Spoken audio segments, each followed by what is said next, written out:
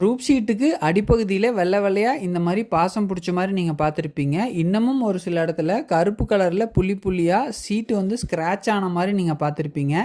என்ன காரணங்களால் இந்த கம்ப்ளைண்ட் வருது அப்படின்னு பார்த்தீங்கன்னா, அதில் ஃபஸ்ட்டு காரணம் நம்ம வாட்டம் குறைவாக ஷெட்டு போடுறோம் அப்படின்னா மழை பெஞ்சு முடிச்சதுக்கப்புறம் தண்ணி வந்து சீட்லேயே தேங்கிக்குமுங்க. ஒரு 7 நாள் 8 நாள் சீட்லேயே தண்ணி தேங்கி நின்றுச்சுன்னா அந்த தண்ணி வந்து சீட்டை டேமேஜ் பண்ணுறதுக்கு நிறைய வாய்ப்புகள் இருக்குது.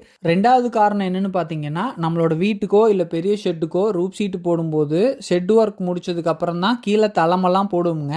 அப்படி தளமெல்லாம் போட்டதுக்கப்புறம் 10 நாள் 15 நாள் தொடர்ந்து தண்ணியை இந்த மாதிரி நம்ம தேக்கி வைப்போம். அப்படி தேங்கி இருக்கிற தண்ணி நீராவி ஆகும்போது சீட்டோட அடிப்பகுதியில் போய் நல்லா படிஞ்சுக்குங்க. நம்ம தளத்துக்கு ஒரு 10 நாள் 15 நாள் தண்ணி விட்டுக்கிட்டே இருக்கிறோம்னா அத்தனை நாளும் சீட்டோட அடிப்பகுதியில் தண்ணி இருந்துக்கிட்டே இருக்கும். ஸோ அப்படி இருந்ததுன்னா சீட்டில் இந்த மாதிரியான டேமேஜ் வரும். புதுசாக ஷெட்டு போடுற நண்பர்கள் தளம் ஒர்க்கெல்லாம் முடிஞ்சதுக்கப்புறம் ரூப் ஷீட் போடுங்க. வாட்டம் நீங்கள் எடுக்கிற சீட்டுக்கு தகுந்த மாதிரி